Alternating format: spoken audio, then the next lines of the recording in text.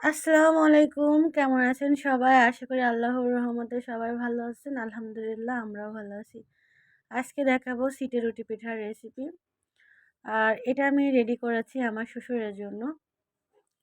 তো এটা মাংস দিয়ে খাওয়া হবে। আপনারা চাইলে যেকোনো কিছুর সঙ্গেই খেতে পারেন। আর খুব সহজেই পিঠাটা তৈরি করা। তো পিঠার যে বেটারটা সেটা তৈরি করা আসলে মেন একটা ব্যাপার। তো অবশ্যই ভিডিওটা শেষ পর্যন্ত দেখবেন। ভিডিওটি ভালো লাগলে লাইক, কমেন্ট, শেয়ার এবং সাবস্ক্রাইব করতে একদমই ভুলবেন না। সবাইকে ধন্যবাদ, শেষ পর্যন্ত দেখবেন। তো এখানে শুকনো চাউলের গুঁড়া নিয়ে নিলাম আমি। যে কোনো চাউলের গুঁড়া নিলেও হবে, ভেজা চাউলের গুঁড়া নিলেও হবে। আর এখানে স্বাদ মতো দিয়ে দেবো লবণ। তো এখানে হাফ চা চামচ পরিমাণে দিয়ে দিলাম লবণটা। তো আমি এখন একটা চামচ নিয়ে নিচ্ছি। আপনারা চাইলে হাত দিয়েও করতে পারেন বা হ্যান্ড বিটার দিয়েও করতে পারেন। আমার হাতের কাছে চামচটা ছিল, তো আমি চামচটাই নিয়ে নিলাম। অল্প অল্প করে পানি দিয়ে আমি বেটারটা গুলে নেব ভালোভাবে। একবারে পানিটা দিতে যাবেন না। একবারে পানি দিলে দেখা যাচ্ছে অনেকটা পাতলা হয়ে যেতে পারে বা ভালো নাও হতে পারে। এর জন্য অল্প অল্প করে পানি দিয়ে বেটারটা গুলতে হবে।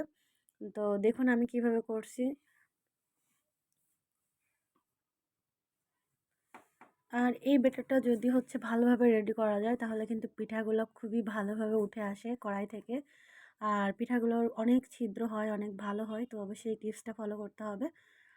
আর এখন আমি দেখুন গোল গোল করে কিন্তু নিব। তো এখানে আমি সামান্য একটু দেখছি ঘন হয়ে গিয়েছে, আমি আরও একটু পানি দিয়ে দিলাম।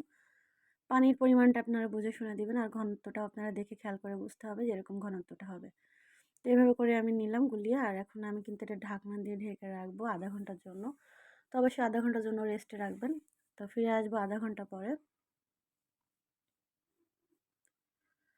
তো ফিরে আসলাম আধা ঘন্টা পরে। আর আমি কিন্তু একটা রেডিও করে ফেলছি। আর এটা আমি হাত দিয়ে করে দেখাচ্ছি আজকে। আপনারা চাইলে বোতল ছিদ্র করে, বোতলের মুখ ছিদ্র করে নিয়ে বোতলের ভিতরেও ঢুকিয়ে এই গোলাটা কিন্তু তৈরি করে নিতে পারবেন। সেটাও খুবই সহজ। সেটা আমি অন্য ভিডিওতে দেখাবো। আজকে আমি হাত দিয়ে করে দেখাচ্ছি। তো দেখুন কিভাবে উঠে আসছে পিঠাগুলো। আর অনেকটা জালি হয়েছে। অনেকটা আসলে এটা হাত দিয়ে দিলে আমার মনে হয় একটু বেশি আসলে ভালো হয়। আবার অনেকে দেখা যাচ্ছে হাতে ঝামেলাটা করতে চায় না, হাতে লেগে যাওয়ার একটা ইয়ে থাকে। সেটা যদি যারা চায় না তারা বোতল দিয়েও করতে পারবে। তো সেটা অন্য ভিডিওতে আমি দেখাবো। তো এভাবে করে ভাঁজ ভাঁজ করে নিতে পারেন বা চাইলে আস্তেও উঠাতে পারেন। খুবই সহজ আর খুবই মজাদার এই পিঠাটা। অবশ্যই একবার হলেও ট্রাই করবেন ইনশাল্লাহ। তো পিঠা কিন্তু আমার রেডি হয়ে গিয়েছে। আর যেহেতু আমি প্রথম কড়াইয়ে দিয়েছিলাম তাই একটু কড়াইয়ে যেহেতু তেল ছিল, রান্নার তেল, তাই কিন্তু একটু আমার হলুদ হয়ে গিয়েছে। এটা আসলে কিছু মনে করবেন না।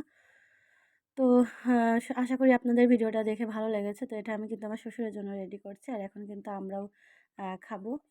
তো আমাদের জন্যও কিছুটা রেডি করেছি। আর আজকে আমরা খাবো হাঁসের মাংস দিয়ে। আর শ্বশুরের জন্য নিয়েছি কলিজা ভুনা।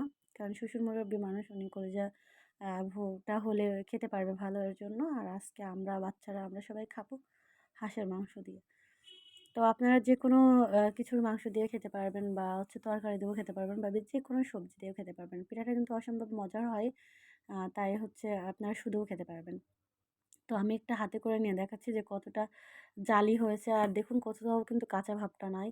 মানে দুপাশে আমি ভালোভাবে আপনাদেরকে দেখাচ্ছি যে কতটা সুন্দর হয়েছে। এটা আসলে আপনাদের বোঝার জন্য দেখাচ্ছি। তো যে যেখান থেকে দেখছেন ভিডিওটা অবশ্যই একটি লাইক দিয়ে দিবেন। আর যদি ভিডিও ভালো লাগে অবশ্যই সাবস্ক্রাইব করে আমার পাশে থাকতে একদমই ভুলবেন না। তো সবাই ভালো থাকবেন। আজ এ পর্যন্ত। আল্লাহ হাফেজ।